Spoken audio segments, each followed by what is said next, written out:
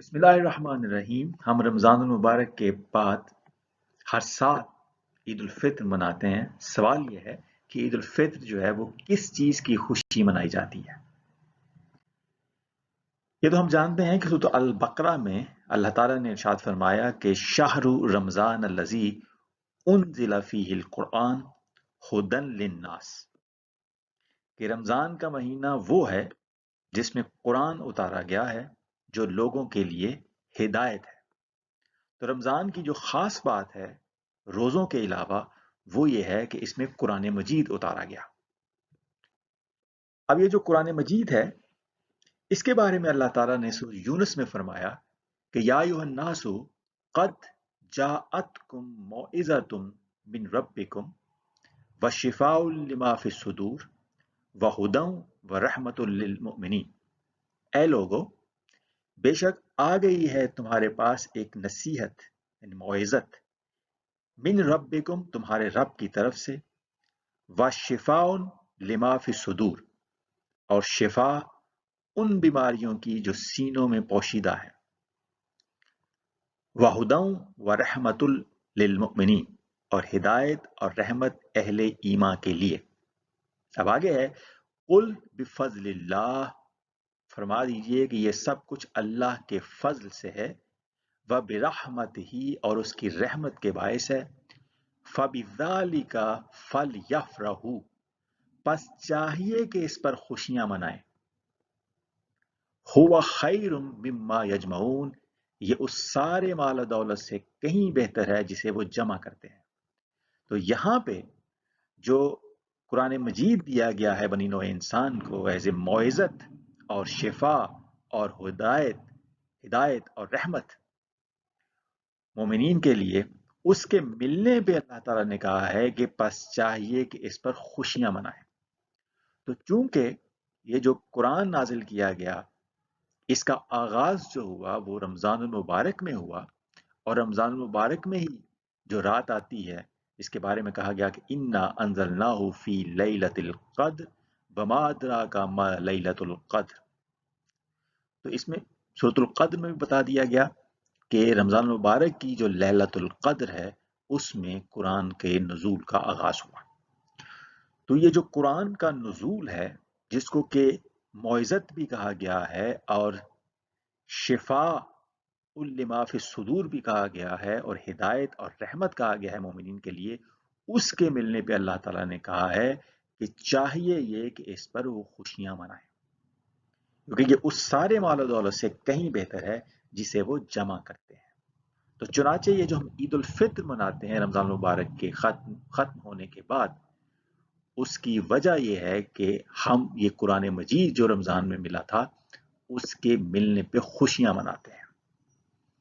और ये ऐसी नेमत है कि ये उस सारे मालो दौलत से बेहतर है जिसे इंसान जमा कर सकता है, क्योंकि बैठे बैठाए मुफ्त में एक ऐसी चीज़ बनी नो इंसान को मिल गई है जिसमें उसको ज़िंदगी गुजारने के लिए, जिसमें मौइज़त भी है और उसके जितने भी साइकोलॉजिकल डिसऑर्डर्स हैं, उसकी पर्सनैलिटी डिसऑर्डर्स हैं, उसके लिए शिफा है और उसमें हिदायत है, इंस्ट्रक्शन है, गाइडेंस है पूरी लाइफ के लिए, और रहमत है, बेनेफिसेंस है, और उसके लिए समाने नशो नुमा है जिससे उसकी जो स्पिरिचुअल ग्रोथ या डेवलपमेंट है वो भी उससे होती है। तो यहाँ जो अल्फाज आए हैं शिफा और उसके साथ साथ रहमत, अब शिफा कहा गया है लिमा फिस सुदूर। अब सद्र अरबी जुबान में इंसान के जो सबसे बालाई या फ्रंट का पार्ट होता है उसको कहते हैं। तो ये सीने के लिए भी लफ्ज आता है और दिमाग या माइंड के लिए भी आता है। तो जितने भी माइंड मेंटल डिसऑर्डर्स हैं या साइकोलॉजिकल डिसऑर्डर हैं या नफ्सियाती जो उलझने या कशमकश हैं या नफ्सियाती अमराज हैं इंसानियत के, या उसकी पर्सनालिटी जैसे होनी चाहिए अगर वैसे ना हो तो उसको कहते हैं हम डिसऑर्डर।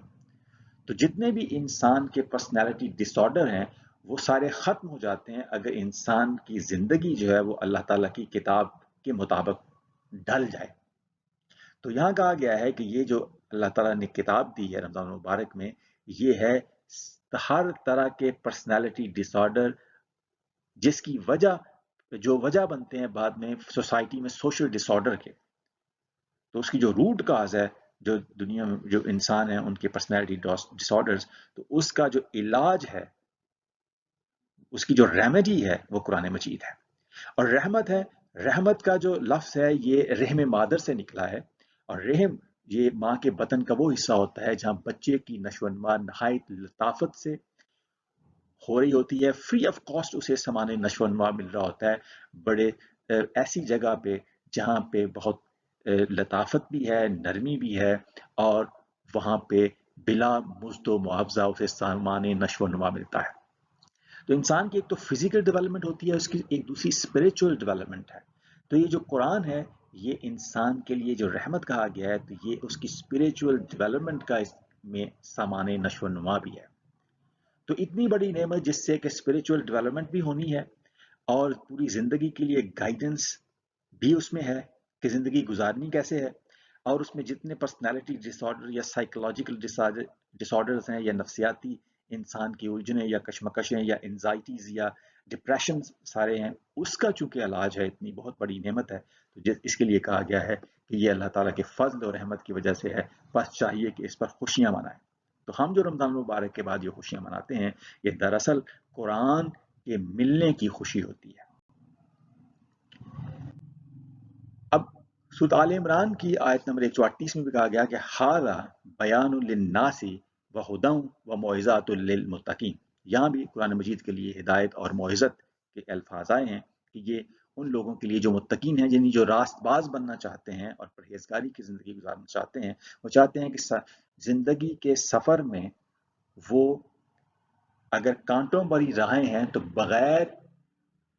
کسی نقصان کے وہ اس رستے سے گزر جائیں، اپنی منزل مقصود کو پا لیں، اور راست بازی سے اس دنیا میں اپنی زندگی گزاریں، ان کے لیے اس میں موعظت ہے اور گائیڈنس ہے۔ پھر سورۃ الاسراء میں دوبارہ شفا کے بارے میں کہا گیا کہ وَنُنَزِّلُ مِنَ الْقُرْآنِ مَا هُوَ شِفَاءٌ وَرَحْمَةٌ لِّلْمُؤْمِنِينَ، اور ہم قرآن میں وہ چیز نازل فرما رہے ہیں جو ایمان والوں کے لیے شفا ہے اور رحمت ہے۔ یہاں بھی شفا آیا ہے، اور پہلے ہم دیکھ چکے ہیں شفا یہ جو ہے وہ لما فی الصدور ہے، یعنی جو سائیکولوجیکل ڈس آرڈرز ہیں یا مینٹل ڈس آرڈر، کیونکہ انسان کے سارے جو افعال ہیں ان کا کنٹرول مائنڈ کے پاس ہے۔ تو اگر مائنڈ جو ہے وہ اگر صحت مند ہے، وہ قلب سلیم ہے،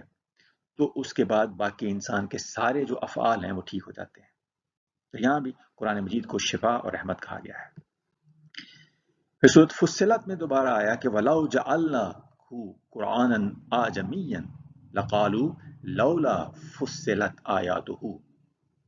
أَأَعْجَمِيٌّ وَعَرَبِيٌّ قُلْ هُوَ لِلَّذِينَ آمَنُوا هُدًى وَشِفَاءٌ، اور اگر ہم اس قرآن کو عجمی زبان کا قرآن بنا دیتے تو یقیناً یہ کہتے کہ اس کی آیتیں واضح طور پر بیان کیوں نہیں کی گئی؟ کیا یہ کتاب عجمی ہے اور رسول عربی ہے؟ اس لیے اے محبوب مکرم،